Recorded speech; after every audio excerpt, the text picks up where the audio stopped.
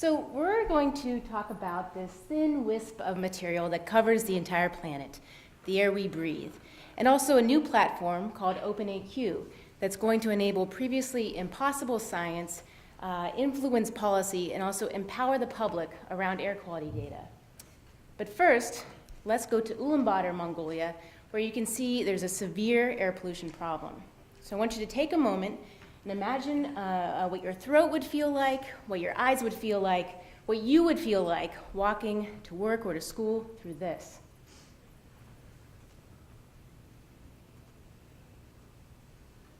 And air pollution isn't just an isolated problem for one city or one country, and it's not just about a scratchy throat or aesthetics. It's a global killer. It's responsible for 1 out of every 8 deaths on the planet, and in fact, if you combine all the deaths for HIV, AIDS, and malaria together, that still doesn't equal the deaths for air pollution. And if we look into the future, a recent study projects that while the world's population will increase by 34% in the next 35, 40 years, air pollution deaths will double if business as usual. And so why is that the case? Well, it has to do with where humanity lives and how that's shifting. So since 2008, more people are living in cities than they're living in rural areas, and this can cause a lot of issues meeting energy demands in many sectors, and consequently people need cheap fuel, which can lead to poor air quality. And what's interesting, and also an issue, is that the most polluted places are also the ones where we have the least data or there's the fewest studies. So this shows the number of air pollution papers published in scientific literature for several cities at a variety of air pollution levels, and the red dots show the most top 10 polluted places in the world. And what you'll see is if you combine all of those papers that have been published about those red dot places, it's still 5 times less than the papers for Houston, Texas, and Houston has an order of magnitude clearer air.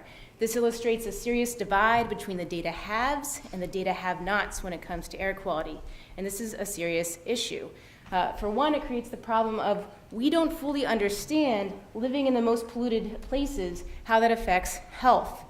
We don't have the studies yet to pinpoint what that exact relationship is, and a key part of that is having air quality data for scientists to use to determine that.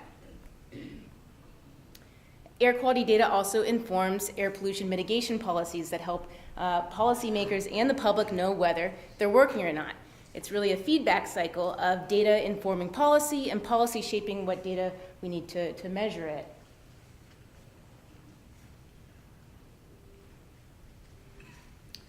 And we've seen around the world that when communities and cities have real-time air quality data, it can really galvanize the public, from third-party apps that have developed around China that have access to real-time air quality, as well as articles in New Delhi that look at air quality data and compare it to other places. It really can galvanize communities. And real-time air quality data can be tremendously useful for other sectors where it's currently not used. And for instance, in interpreting satellite data, or in interpreting or calibrating low-cost sensors made by citizen scientists.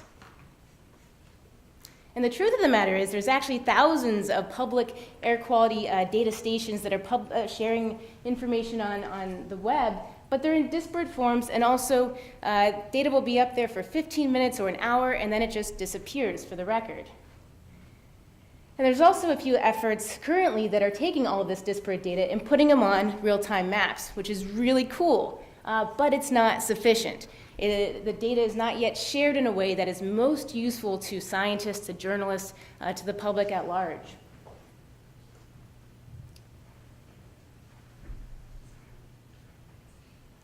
And so that's where OpenAQ comes in. So we're a community of scientists, developers, and journalists who are building the first real-time air quality data hub for the world.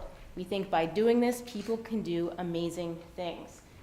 But in order to do that, 3 key criteria have to be met on our platform. And so the first one is open historical data access. The second one is open programmatic access through a free API. And the third one is that our platform itself is open source. We think this is how people will build on top of it and actually improve it and contribute to it as well.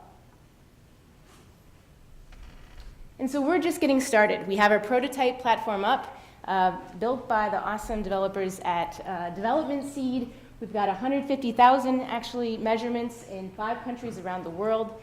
We'll be hosting our first OpenAQ workshop in Ulaanbaatar, Mongolia to convene the tech, media, and science communities around air quality and around the local usage. But we're really just getting started. We have thousands of more sources to add to our site, additional functionality like maps and visualizations, and we want to hold workshops like we're doing in Ulaanbaatar all over the world for the local community to use the data and show us how it's most useful in their context.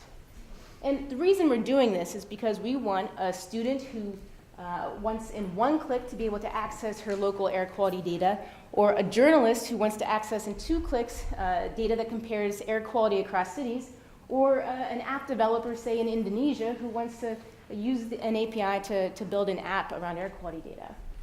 We think having this real-time air quality data set for the first time for scientists can be transformational, really, for advancing public health research and contributing to major global initiatives around both research and policy, like the Global Burden of Disease and the World Health Organization. And so we have a ton to do, and we're going to need help to do it. So I invite you to join the OpenAQ community and help transform the world's access to air quality data so that people can do amazing things. Thank you.